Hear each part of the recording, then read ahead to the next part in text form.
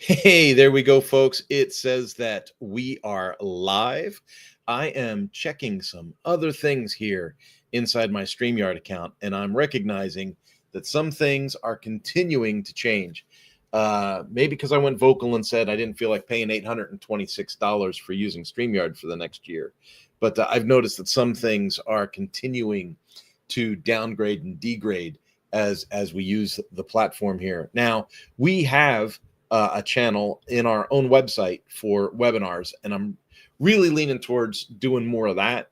Maybe using Zoom to power up the camera for the online webinar, or I'm even thinking of going the OBS route and saying, okay, let's just do open source OBS video work, boom, and let's explore that. You know, as someone that runs an agency online that does technical kind of work, it shouldn't be rocket science or bankruptcy inducing to make video and come out to people, especially when you're giving free messages out to people. Now, the free message for today is, why am I so committed to self-employment? At the risk of sounding like this is a rant, I'm gonna lay this out for you. I'm gonna lay this out for you as easily as I possibly can. Raise your hand if you remember 2006, 2007, 2008. You see, I was in Colorado in 2005 and 6, and the economy took a dump in Denver before the rest of the country. There was a lot of .com businesses there. There were a lot of homes that were bought on extended credit. There were all kinds of things that happened in Denver in like 2005 that came to a head and caused us to go into that economic recession sensation prior to the rest of the country. So what did I do in my wisdom? Not really understanding finances the way that I should have. I escaped and I drug my family to Albuquerque, New Mexico. And I got a job down in Albuquerque, New Mexico. And when we were down there, it was weird because it was like we escaped Colorado, and instantly, people were servicing their cars. They were buying new cars. They were buying houses. Like, things were still happening in Albuquerque. Well, that economic, pardon me, crash or economic episode, whatever we want to refer to that as, it followed and it happened. I went through it again. I went through it twice. I went through it once in Colorado. I went through it again in New Mexico. So 2007, 2008, everything begins to implode, crash in again. And I'm like, can't believe we're doing this again. Now, for me and my family, you can imagine these were difficult times. These were hard times. We had already escaped Colorado having gone through this, and now we're going through it again. And again, not having that broad global view of things at the time, I was like, what dumb luck. I can't believe this is happening to us again. And I was working in the automotive industry, in the service department. Now, if you're not already aware of this, most people working in the service department at a car dealership are paid on a type of commission, some type of pay for performance kind of pay plan. And so it can be based on customer satisfaction percentages, the amount of work getting written, the amount of parts being sold, things like that. And usually it's a combination of a lot of things. Well, in an economic downturn, customer satisfaction is not going to be high.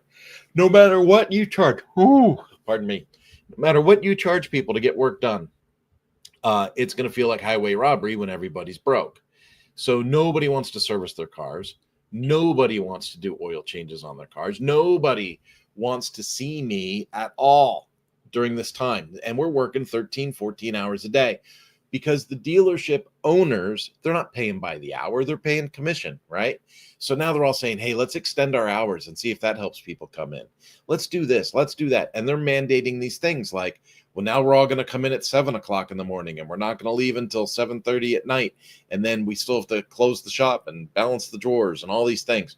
And so 13, 14 hours a day, we are at work.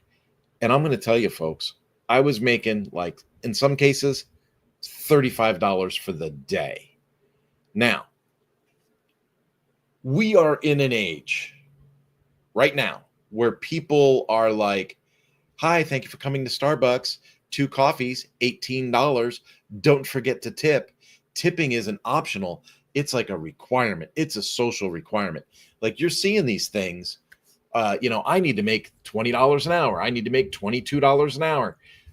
I'm seeing this and I can't help but think that it's comedy, because when I was down, nobody was coming along and saying, "Oh, wow, Kurt, you work 13 hours a day at a car dealership and you make 35 bucks a day." Um, nobody, nobody was coming to the rescue in 2008. So I got really involved in internet stuff. I had been playing on the internet for years anyway. In fact, I got my WordPress username in 2004 and started using WordPress in 2004. So, but here we are. It's 4 years later. It's 2008. I'd been making some HTML websites. I'd done a couple of freelance jobs for people. And then I realized I can go meet somebody in a coffee shop and sell a website for $700. And let's be real, at that time, that was worth 20 days of standing on my feet, getting yelled at by people at a car dealership. I want you to remember where we were. We're not there now. So I just want you to remember where we were in time, in history, when all this was coming together. So during an economic slowdown, there's a lot of people that say, you know what, why am I doing this anymore? I could start my own business. Why am I doing this anymore? I should start my own business. And then they didn't know how to do things that I knew how to do. So like I knew how to make the website and connect your social media accounts and help you build your social media accounts and do. So I had that skill set, and there were people that wanted to do that. And so what I realized was I was in the automotive industry that was giving me diminishing returns for the amount of time that I spent. And then I could work kind of on the side with this internet thing. And kind of the more I put into it and the more I let people know that I could do it, the more it was growing. And so even though I was completely in this thing by mistake, I was seeing an opportunity. I was seeing light at the end of the tunnel. I was saying, wait a minute, I can go meet somebody for lunch at a coffee shop, sell them $500, $700, $1,000 worth of work. And I can do that, believe it or not, after hours. So I was working 13, 14 hours a day at a car dealership, going home and working 3-4 hours on a project. And those projects, I could get them done like within a week or 2 weeks or 3 weeks. As long as the customer had their content ready, I could get stuff done in 3 weeks, whatever, get a website done, $1,000, $600, whatever it was, whatever we agreed on. And a lot of them were super, super cheap. It was a struggle. And again, I'm driving you back to what did 2008 really look like for boots on the ground? Because here's a message for you. I was boots on the ground. I was boots on the ground. I wasn't an executive. I wasn't, I was boots on the ground. I was, oh my goodness, how are we going to make ends meet? Do we have enough gas for the generator in case they turn the power off? Like those were the conversations in 2008, 2009. I don't want to sugarcoat this. These were not easy times. People look at what I'm doing now with Mañana No Mas, and I just threw out a bid 2 days ago for $8,000 to do a project for somebody.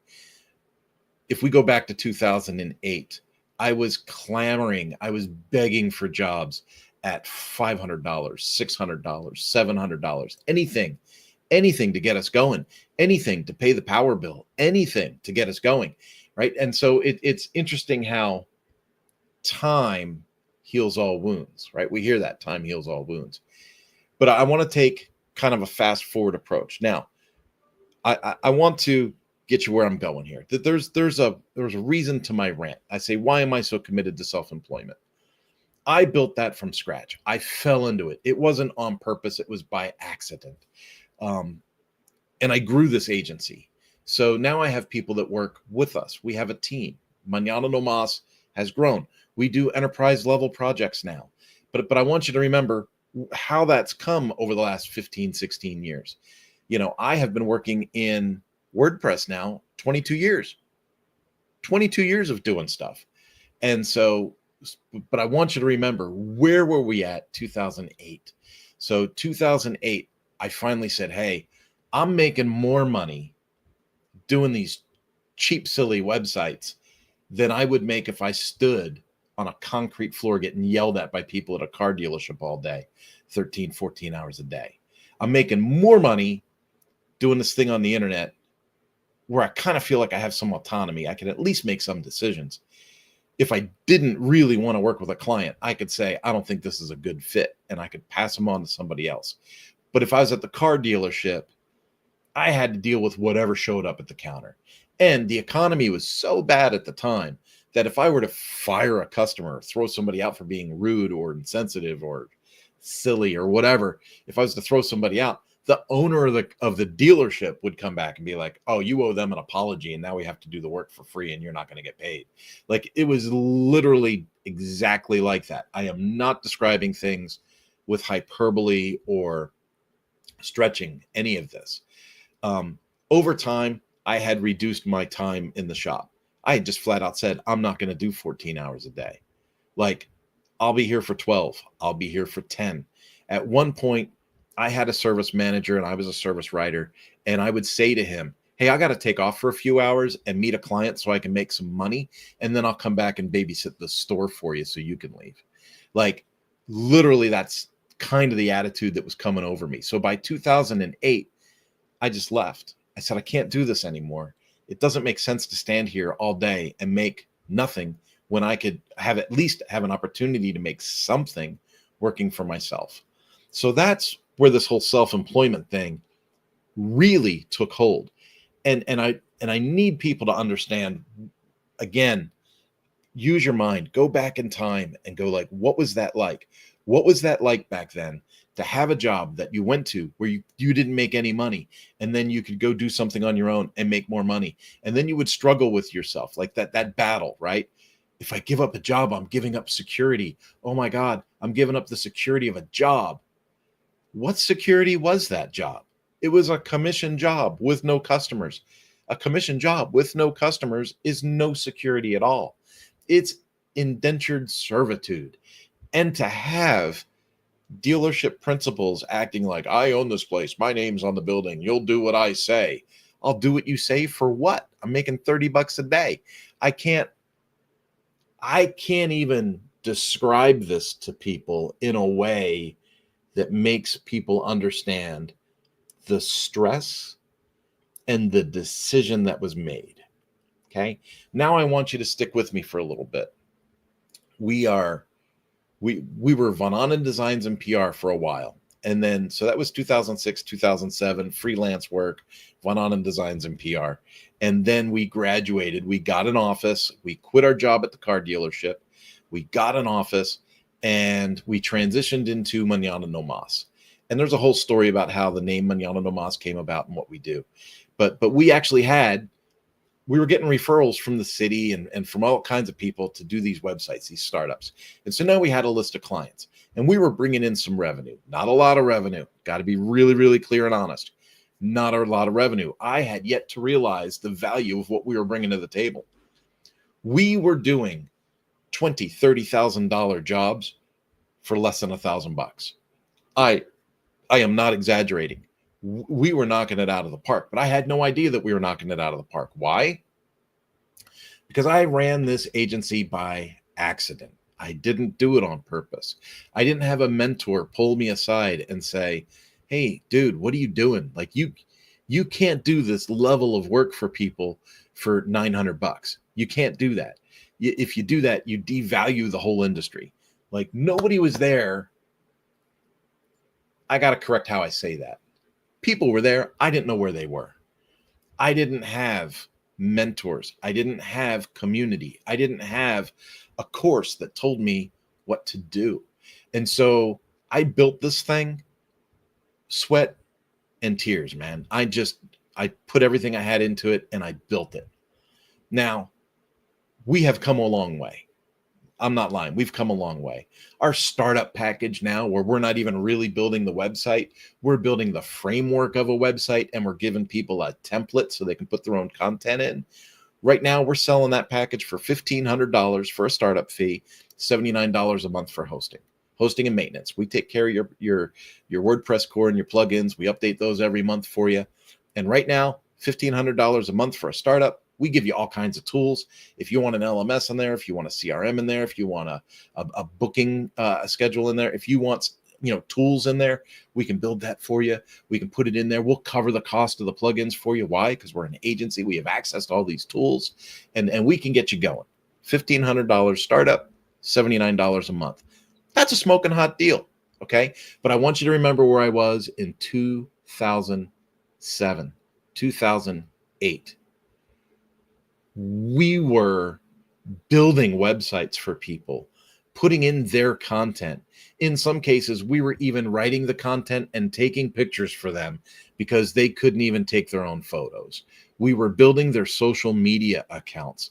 We were doing all kinds of stuff. And we were doing it like, we will build this whole thing for you for $700 or $800, whatever. I remember I sold a site for $1,000. I thought, oh my gosh, I got the golden bucket at the bottom of the rainbow. I'm not making this up. We were doing all kinds and setting up their social media accounts for them, and then tying everything together to the website, and then having them in a conference room and showing them and training them how all this stuff works. We were doing all of this for less than $1,000, right? The world has completely changed. I admit the world has completely changed in 15, 16 years. Okay. But let's remember, I can't stress enough, remember where we were when this happened. I think so many times we see where we're at and we forget where we've been. So as a people group. And so that's where we were. So now here we are. We're, we got through the Biden presidency, the inflation, whether you liked Biden or not, you cannot deny that economically things were shaky as all get out. I mean, the inflation was crazy. The amount of layoffs in the tech industry, going through your LinkedIn account and just looking at all of the layoffs.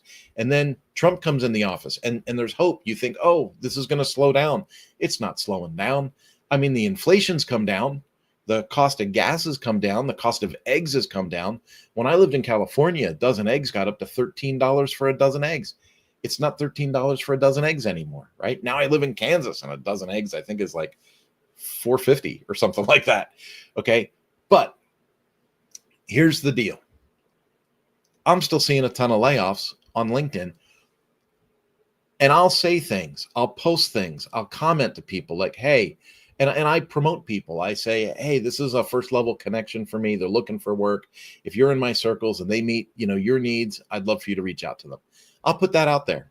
But in the comments, I'm going to say, this is part of the reason I gave up on corporate America. And I love to help people launch their own things. I love to help people launch their own things. Here's the deal. Go to like 2010. Who became one of my best customers in 2010 as Mañana No Mas? Ducati North America, motorcycle company, right? By 2013, we had done so much good work for them as Mañana No Mas that they hired us full time. Me, I'm the us in the equation. They hired us, moved us to California, and gave me opportunities that I would never have had otherwise. And that all came from launching my own business, serving people well, and then getting these newer opportunities. So then I was able to travel the world. I was able to learn all about the insides of this industry. I had worked as a dealership person for years and years and years, decades actually. And now I'm working for the OEMs and I'm traveling the world for the OEMs doing this whole thing.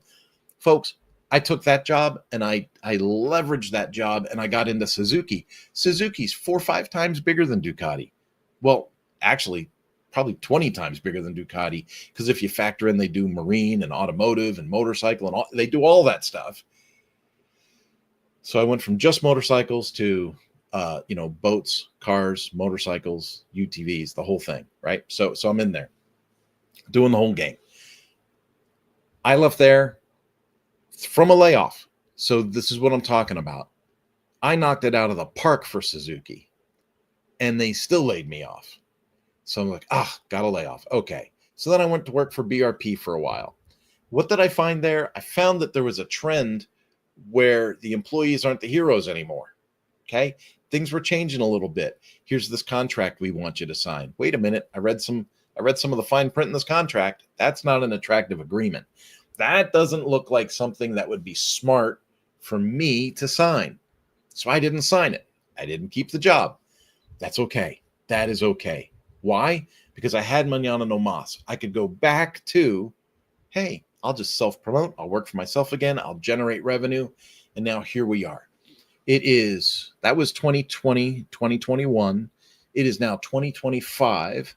And I was able to move my family across the country to Kansas and buy a house and still run my agency. Just yesterday, I saw on LinkedIn that somebody posted a rant that said, it's not fair to tell people that are unemployed or laid off that they should start their own company. It's not fair to tell people that they should just pull themselves up by their bootstraps and run their own thing or be self-employed, because a lot of people don't have that skill set. They don't have that personality trait. That I got bad news, Buttercup. If you spend your whole life depending upon an organization, a corporation, or someone to rescue you every day, that's a bad plan. That's a bad plan. Now, there are times where I'll say, hey, I would consider a job, but I really don't like putting all my eggs in someone else's basket. When I work for myself, I have the ability to say yes or no to different tasks that we'll do. I set the pricing and I execute and I get paid.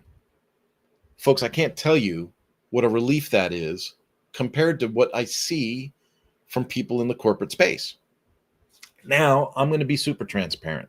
And as I'm looking at the clock and I'm looking at time, I don't want to go over too much, but this is why I'm so committed to self-employment.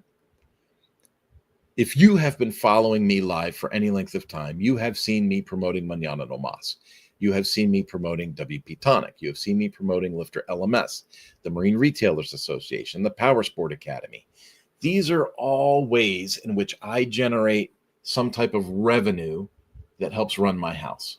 Okay, so I got to be super, super clear and transparent. Okay, they're not affiliate programs or things like that, but we do work for these people. We do work, or we have associations with these people that help create revenue for us.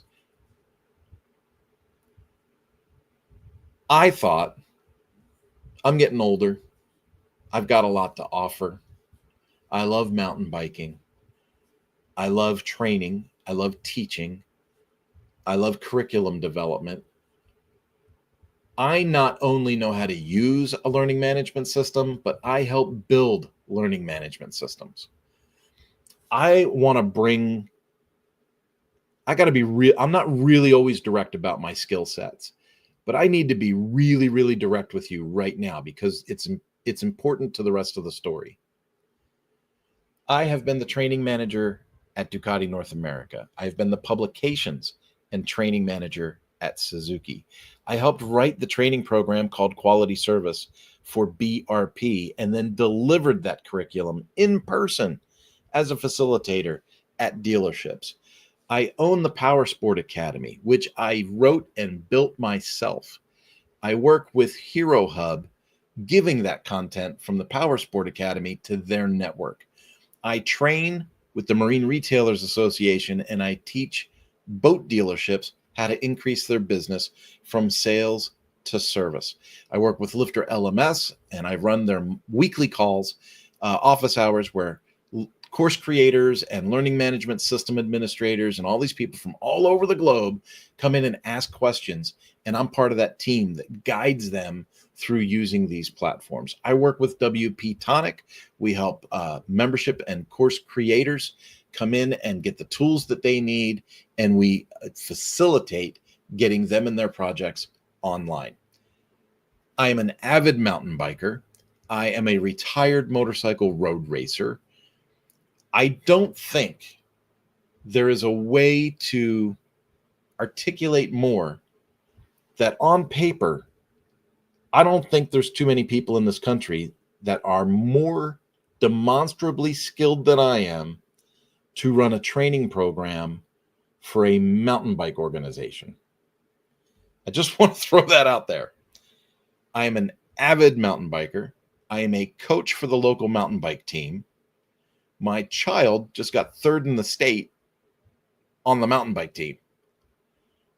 I have done motocross. I have road raced. I have participated in Spartan races. Like let's take a look at, from a participation perspective, boom, boom, boom, right? Now, from a technical perspective, I build learning management systems. I run hosting. I have worked with Moodle, Scorm, Articulate, Blackboard, Learnupon, Bridge. It goes on with how many different tools I have worked with online in this space. Folks, and this is being super, super transparent. There was a job that came up for a mountain bike organization. It was a national position to be a training communications manager. They wanted someone that could use an LMS, someone that could write curriculum. So I have a certificate from the John Maxwell organization in leadership, speaking, and training. I have spoken to thousands of people in the Ducati dealer network, training and showing off new product for the sales division. To the amount of online exposure I get through things like this, or through the WP Tonic podcast, or through the WP Minute, Lifter LMS. Folks, I get it. I'm online a lot. I create a lot of content. I applied for the job. Why? Because I thought it would be fun. I'm 57 years old. I've got all this experience. I've got a lot of energy. I have the knowledge and the know-how to add value to an organization at a level they probably didn't expect or drive to. That they probably didn't, when they posted that job posting, they probably had no idea that somebody with what I consider my skill level, my abilities, and my commitment to success, I don't think they understood completely what was there. So I sent them custom written cover letter, a really short resume with just some bullet points on it, an automated, hey, let's make an appointment, let's have a discussion about this, like click this link, let's schedule something. Folks, in my email last night, I got the rejection letter. Not a request for an interview, nothing. I'm a coach in the organization. My kid races in the organization. I build LMSs for a living. I help and consult other organizations on their curriculum. I have written the curriculum for companies like Ducati, Suzuki, and BRP. Folks, this is about mountain biking, and I have a background in two-wheeled sports. I cannot tell you when I open that email. Now, here's where I say, why am I so committed to self-employment? I am so committed to self-employment because if I wrapped my value up in what some other organization was going to reflect on me, I would be distraught. I cannot believe, with the level of skill and experience and let's just be honest, the tool set that I would bring with me. A lot of these organizations, and this is going to be enlightening for some people live here now, a lot of organizations, and I'm going to pull them out like Suzuki, BRP, Ducati. A lot of organizations pay well over six figures a year just to host and maintain the LMS, just to host and maintain a learning management system. That doesn't include writing curriculum, building content, editing videos, running communications via email blast, webinar, like all of that stuff. A lot of organizations pay an inordinate amount of money for that type of skill set. They will bring in a person for video, a person for social, a person for curriculum development, like outlines and how we're really going to do things, right? They will pull in someone for facilitation. They will bring in somebody for, online talent, voiceovers and things like that. And so then I applied, knowing that I bring all of that into a tidy package. And I didn't even get the interview.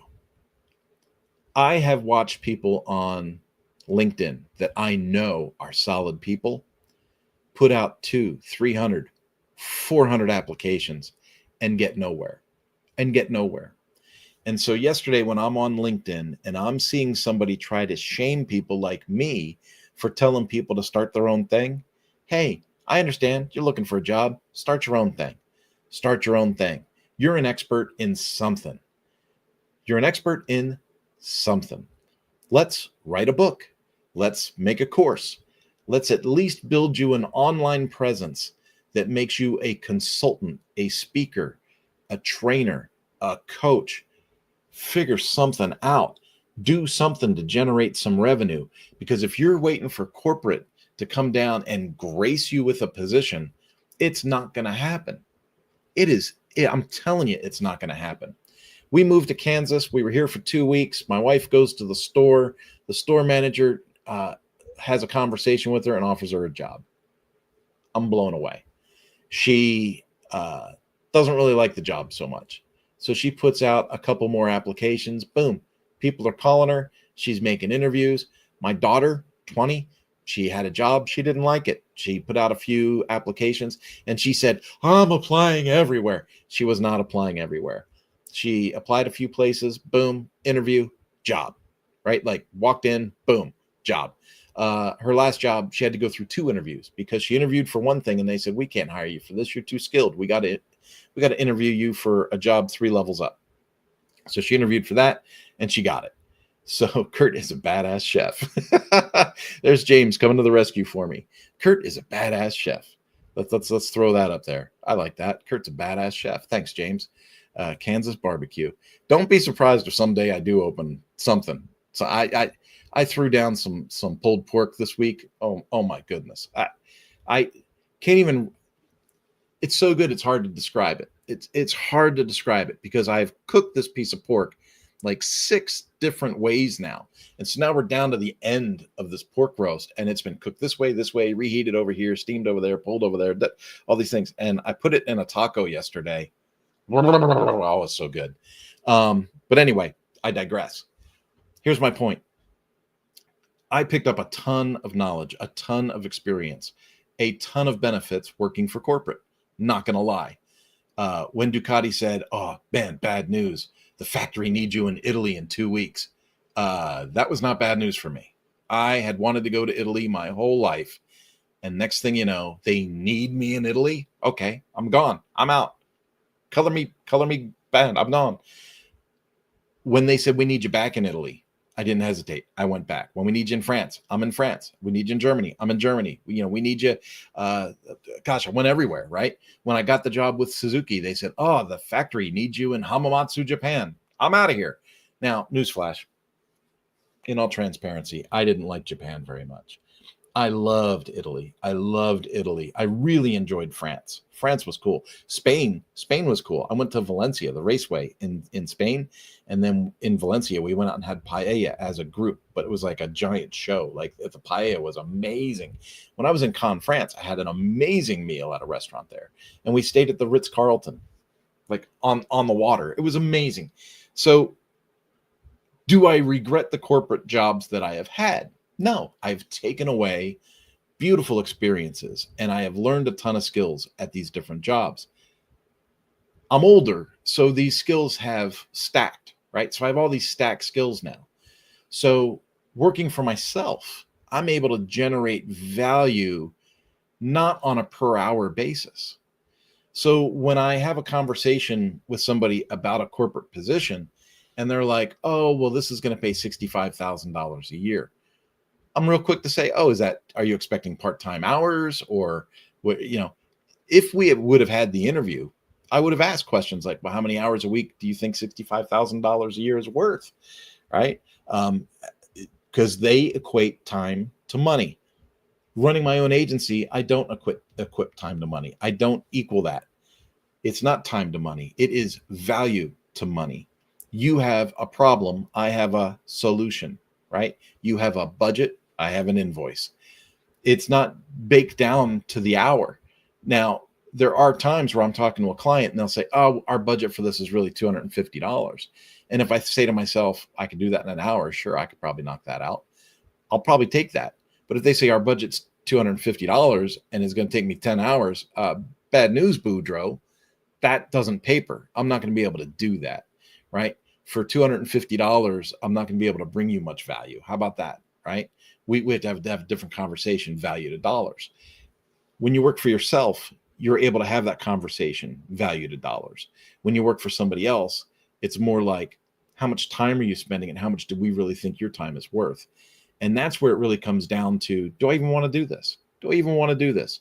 Now, maybe the mountain bike organization looked me up online and said, this guy is an entrepreneur. There is no way we can hire this guy and think that he's going to work for us.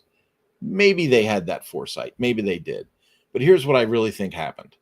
I think maybe they said, man, this cat is old. We need somebody younger to make our training material.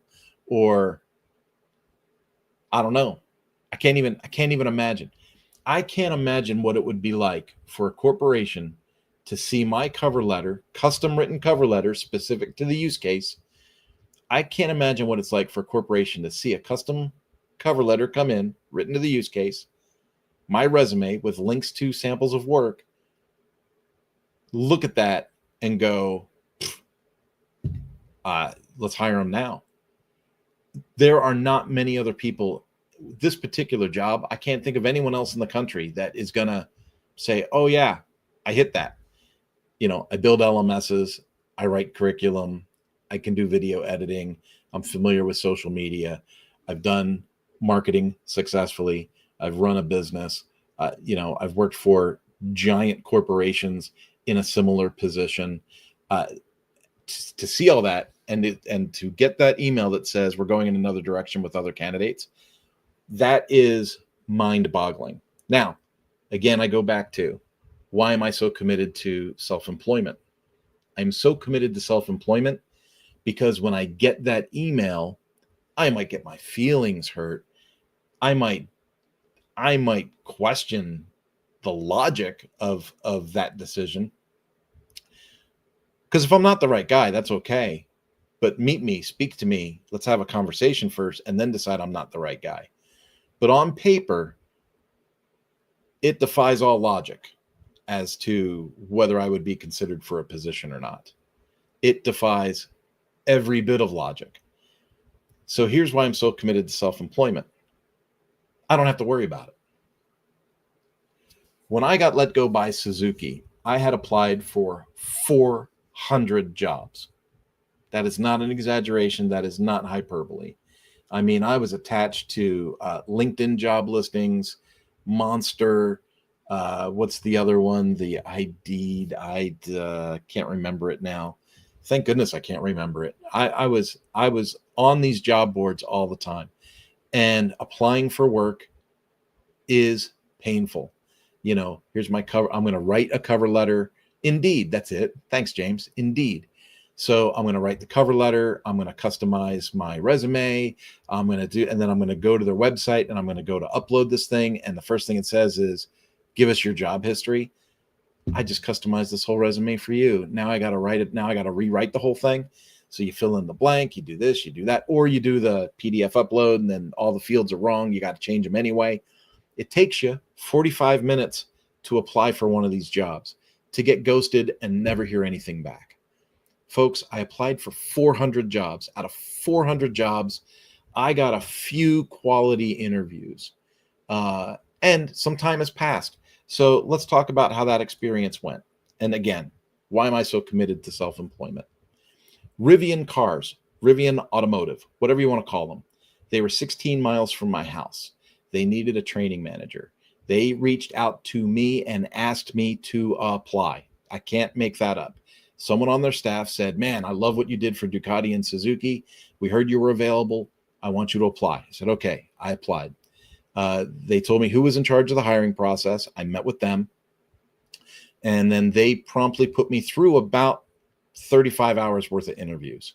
It was multiple interviews with multiple people and then group interviews. And they wanted me to meet the whole staff before I would take the job. And of course it was COVID, so everything was over Zoom. Could I write this? Could I do a sample of that? Could I show them an example of my PowerPoints? Could I show them an example of how I would problem solve this example in a training environment? Blah, blah, blah. I did all these things. I jumped through all of the hoops. On a Friday, they gave me a final interview. They said I'd probably receive the offer on Monday. Monday came. I did not get the offer. Tuesday came. No offer. Wednesday came. I started sending emails. No response. Thursday, Friday went. No responses. I started reaching out to people directly. Voicemails. I was leaving voicemails for people. More emails. I wasn't getting any answers back. Finally, I went on to LinkedIn. I looked at the person that was in charge of the hiring process, and they had posted on LinkedIn. This is when Black Lives Matter had hit a fiery pace, right, with George Floyd. And he wrote, "It is unacceptable for corporations to pay lip service to organizations like BLM without backing it up with action." Oh, okay. So the guy in charge of giving me my offer doesn't want to hire white people. That was literally his post on LinkedIn. I screenshot it. I threw it in a folder, and I said, well, I guess I'm not going to get the job at Rivian.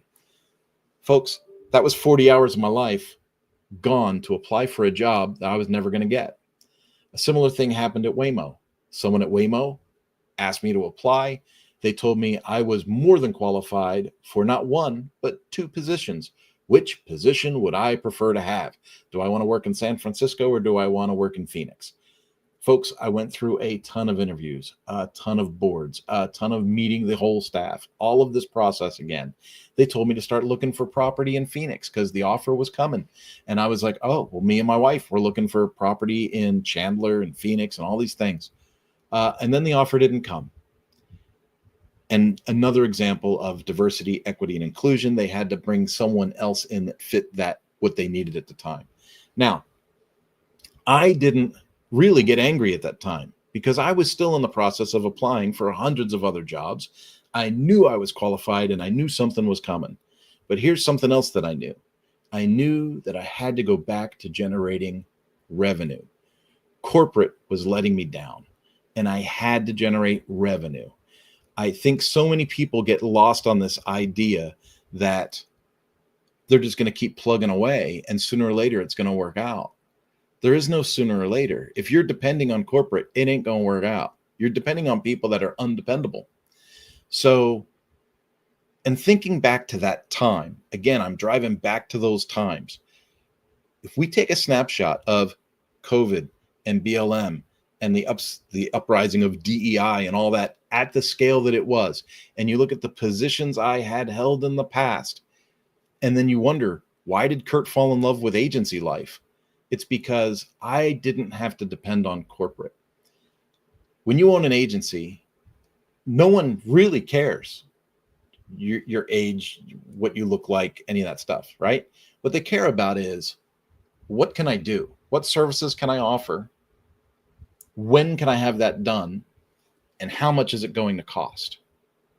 See, it's a lot different when you're a giant corporation and you're putting W-2 employees in and you have to make reports on, well, how many people are Hispanic and how many people are white and how many people are male and how many people are old and how many people are young. When you run your own agency, none of that matters. All that matters is, what are the skills? What's the value that I can offer? When can I deliver it? How much will it cost?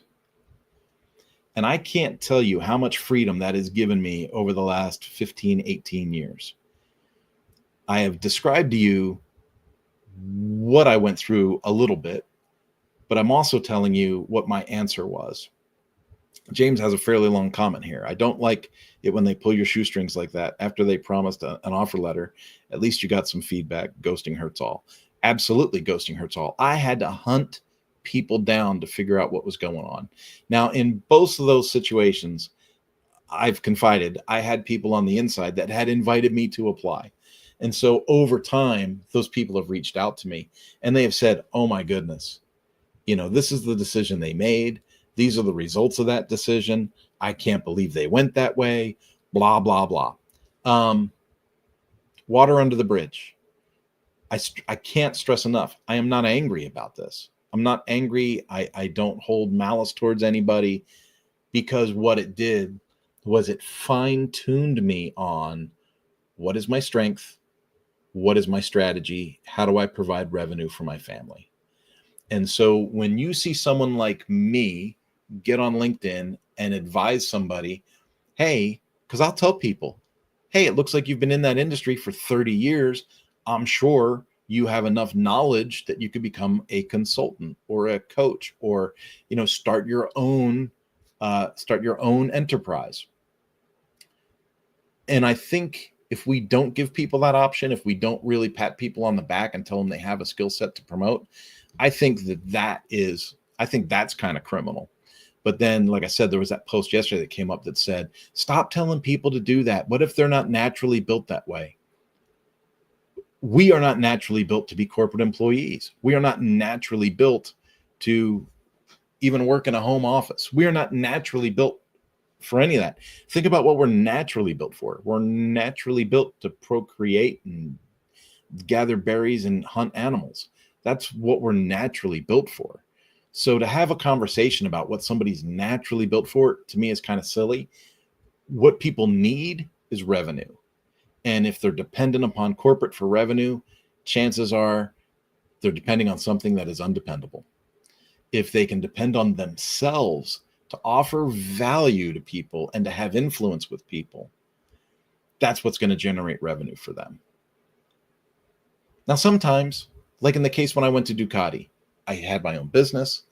I demonstrated unbelievable value to Ducati as a service provider, and they in turn offered me full-time steady employment. I took it. It was a good fit. But you'll notice that when Suzuki had that same opportunity and laid me off, I was able to go back to a revenue model. All of them are revenue models. Ducati gave me revenue. Suzuki gave me revenue. Mañana no Mas gives me revenue. So if we start thinking about employment, self-employment, corporate employment, any kind of employment as being simply revenue generation, we can really change kind of the way that we discuss these things. I really want to encourage people to find options. When the pandemic was out, I was live almost every day on social, and my message consistently, you can go back, look at all the YouTubes, look at all of the live YouTubes, especially during the pandemic. I went live almost every day, and it was find the opportunities within the obstacles. And I still hold to that. Find the opportunities within the obstacles. Folks, James especially, man, he's so loyal. James is an awesome dude. This has been my Thursday Live. There'll be a replay of it available both on the Mañana no Mas website and on the YouTube channel. I encourage you to like, share, subscribe, all those things. I'm going to start saying that on a regular basis because I didn't say it forever. And I will see you next week for sure, but probably sometime in between. Have a great day and a wonderful holiday. 4th of July is tomorrow, so have a wonderful holiday. Bye-bye.